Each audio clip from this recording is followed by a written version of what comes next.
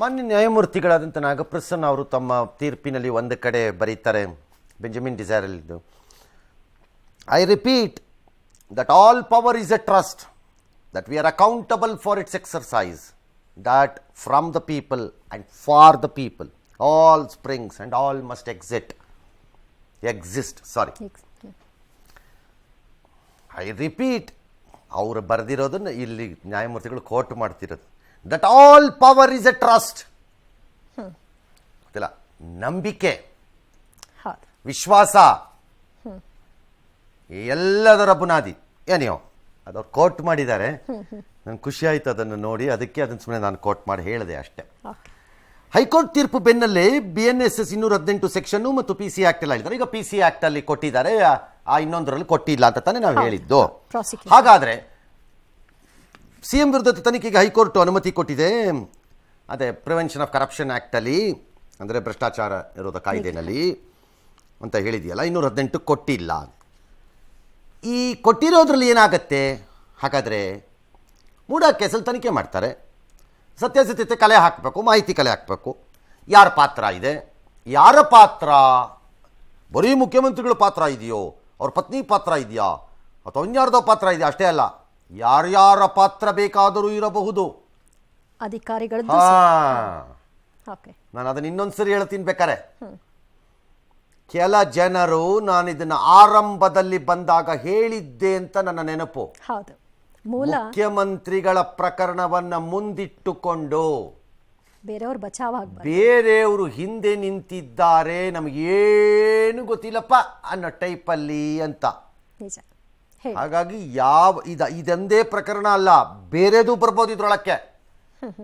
ಇನ್ violation ಏನ್ಯಾವ ಪ್ರಕರಣದಲ್ಲಿ ಯಾರ ಪಾತ್ರ, CM ಪಾತ್ರ, ಪ್ರಭಾವ ಡ್ಯಾಶ್ ಡ್ಯಾಶ್.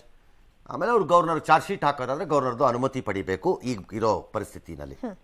ಆದರೆ ಕೊಟ್ಟಿಲ್ವಲ್ಲ BNSS ಅಲ್ಲಿ 218ರಲ್ಲಿ.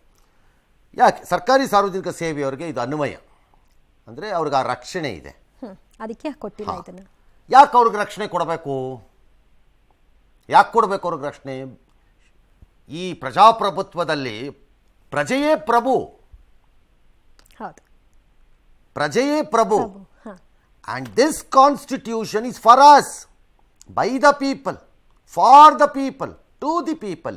ಹಾಗಿದ್ದಾಗ ನಮ್ಮ ಮಧ್ಯೆಯೇ ನಮ್ಮ ತೆರಿಗೆ ಹಣದಲ್ಲಿ ಸಂಬಳವನ್ನು ಪಡೆದುಕೊಳ್ಳುವ ವ್ಯಕ್ತಿಗಳು, ಅಂದರೆ ಅಧಿಕಾರಿಗಳು, ಅಥವಾ ನಿಮ್ಮನ್ನು ಸೇವೆ ಮಾಡುತ್ತೇವೆ ಎಂದು ಬಂದಿರುವಂತಹ ರಾಜಕಾರಣಿಗಳು, ಅವರಿಗೆ ಯಾಕೆ ಆ ರಕ್ಷಣೆಯನ್ನು ಕೊಡಬೇಕು? ಶ್ರೀಸಾಮಾನ್ಯ ಪ್ರಜೆಯೇ ಪ್ರಭು, ಅವನಿಗೆ ಇಲ್ಲದ ರಕ್ಷಣೆ ಇವರಿಗೆ ಯಾಕೆ ಅನ್ನೋ ಪ್ರಶ್ನೆ ದೀರ್ಘಕಾಲದಲ್ಲಿ ಚರ್ಚೆಗೆ ಒಳಗಾಗಿರೋ ವಿಷಯ. ಅದಕ್ಕೆ ಕೆಲವರು ಏನು ಹೇಳ್ತಾರೆ ಅಂದರೆ, ಇವರಿಗೆ ಆ ರೀತಿ ಕೊಟ್ಟುಬಿಟ್ರೆ ಒಬ್ಬರನ್ನು ಕೆಲಸ ಮಾಡೋಕ್ಕೆ ಬಿಡಲ್ಲ ಆಮೇಲೆ ಯಾರುವೆ ಅಂತ, ಬರೀ ಇದೇ ಆಗಿ ಹೋಗ್ಬಿಡುತ್ತೆ ಮೇಲೆ ಅಂತ. ಅದಕ್ಕೆ ಒಂದು ರಕ್ಷಣೆಯನ್ನು ಇಟ್ಟಿದ್ದಾರೆ. ಅದರ ದುರುಪಯೋಗ ಆಗಿಲ್ವಾ ಅಂತ ಯಾರಾದರೂ ನನ್ನನ್ನು ಕೇಳಿದ್ರೆ, ಆಗಿದೆ, ಅದನ್ನೇ ತಮ್ಮ ಲಾಭಕ್ಕೆ ಬಳಸಿಕೊಂಡಿದ್ದಾರೆ. ಅದಾಗಿದೆ. ಸಮಾಜವನ್ನು ರಕ್ಷಿಸಲು, ಸಮಾಜವೇ ಸೃಷ್ಟಿಸಿಕೊಂಡಿರುವಂತಹ ವ್ಯವಸ್ಥೆಯನ್ನು ಕಾಪಾಡಿಕೊಳ್ಳಲು ಕೊಟ್ಟ ಒಂದು ಅಸ್ತ್ರವನ್ನು ಲಾಭಕ್ಕೂ, ಸ್ವಾರ್ಥಕ್ಕೂ, ದುರಾಸೆಗೂ, ದುಷ್ಟತನಕ್ಕೂ ಬಳಸಿಕೊಂಡಿದ್ದಾರೆ. ನಾನು ಈ ಪ್ರಕರಣಕ್ಕೆಲ್ಲ ಹೇಳ್ತಿರೋದು ಜನರಲಿ. ಯಾಕೆ? ಯಾವ ಪ್ರಾಸಿಕ್ಯೂಷನ್ಗೆ ಈ ರಾಜ್ಯ ಸರ್ಕಾರ ಇಷ್ಟೆಲ್ಲ ಫೈಟ್ ಮಾಡ್ತಾ ಇದೆ ಇವತ್ತು? ಇದೇ ರಾಜ್ಯ ಸರ್ಕಾರ ಭ್ರಷ್ಟ ಅಧಿಕಾರಿಗಳ ವಿರುದ್ಧ ಪ್ರಾಸಿಕ್ಯೂಷನ್ ಮಾಡ್ತೀವಿ ಅಂತ ಲೋಕಾಯುಕ್ತ ಕಳಿಸಿರೋ ಎಷ್ಟು ಕೇಸನ್ನು ವಾಪಸ್ ಕಳಿಸಿದ್ದೀರಿ ನೀವು? ಎಷ್ಟು ಕೇಸ್ ಕಳಿಸಿದ್ದೀರಿ ಲೆಕ್ಕ ಕೊಡ್ಲಾ? ಲೋಕಾಯುಕ್ತಕ್ಕೆ ಹೋಗೋ ಕೇಸಲ್ಲಿ 100ಕ್ಕೆ 80 ಕೇಸು ಉರ್ಳ್ಕೊಂಡು ಬಿದ್ದೋಗ್ಬಿಡುತ್ತೆ ಕೆಳಕ್ಕೆ, ನಿಲ್ಲದೇ ಇಲ್ಲ ಅವು. ಅದರಲ್ಲಿ 20 ಕೇಸಲ್ಲಿ ಪ್ರಾಸಿಕ್ಯೂಷನ್ ಪರ್ಮಿಷನ್ ಬಂದಿದೆ ಅಂತ ತಿರಸ್ಕಾರ ಮಾಡಿರುವಂತಹ ಕ್ಯಾಬಿನೆಟ್ ರಿಜೆಕ್ಟ್ ಮಾಡಿದ್ದೀರಿ. Do you people have any right to talk? ಎಲ್ಲ ಸರ್ಕಾರಗಳಿಗೂ ಹೇಳ್ತೀನಿ ಇದನ್ನು, ನಿಮ್ಗೆ ಏನಾದ್ರು ಹಕ್ಕಿದೆಯಾ ಮಾತಾಡೋಕ್ಕೆ?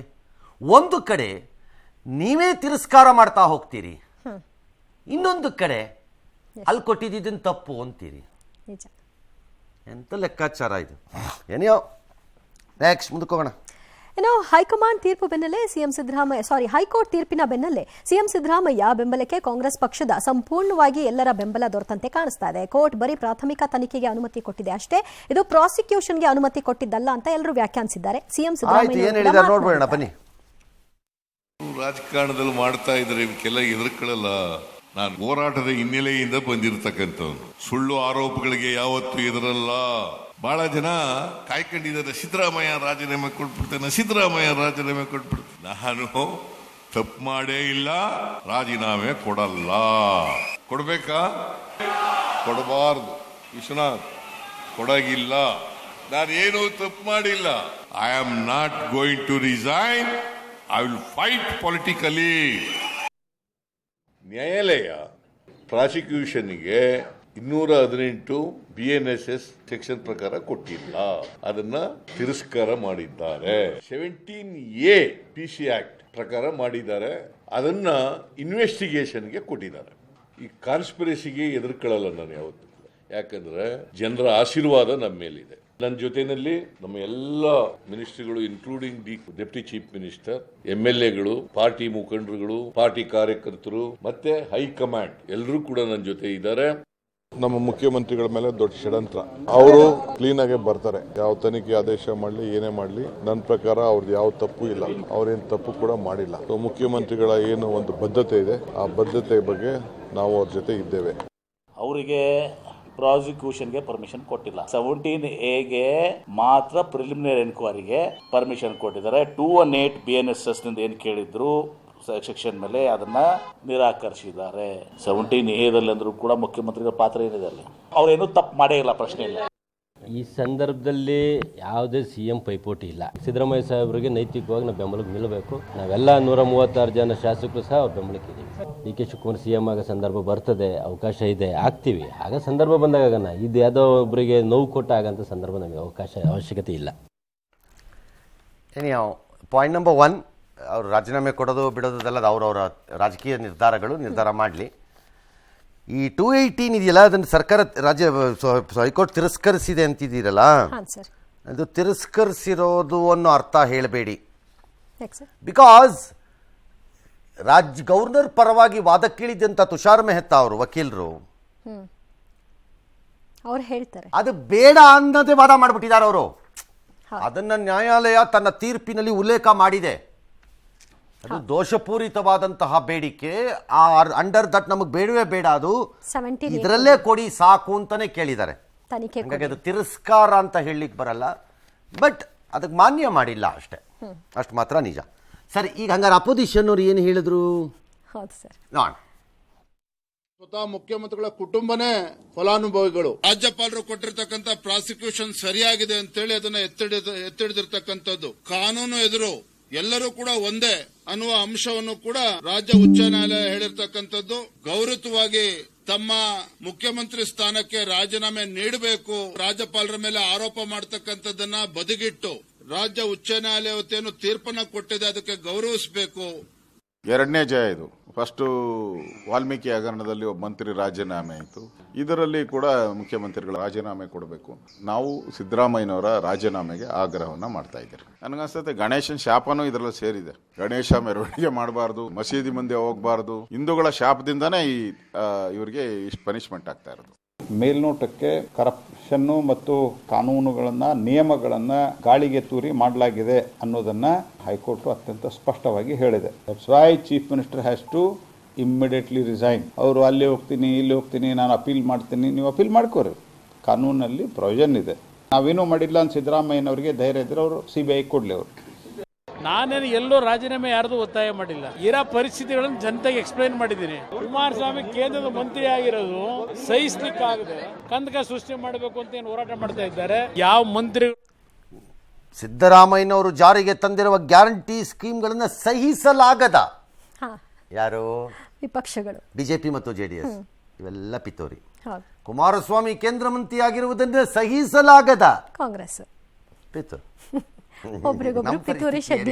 ಮಧ್ಯದಲ್ಲಿ ಏನಿಯಾವ್ ಒಂದು ಹೇಳ್ಬಿಡ್ತೀನಿ ಬಿಫೋರ್ ನಾವು ಇನ್ನೊಂದು ಬ್ರೇಕ್ಗೆ ಹೋಗಕ್ಕೆ ಮೊದಲು.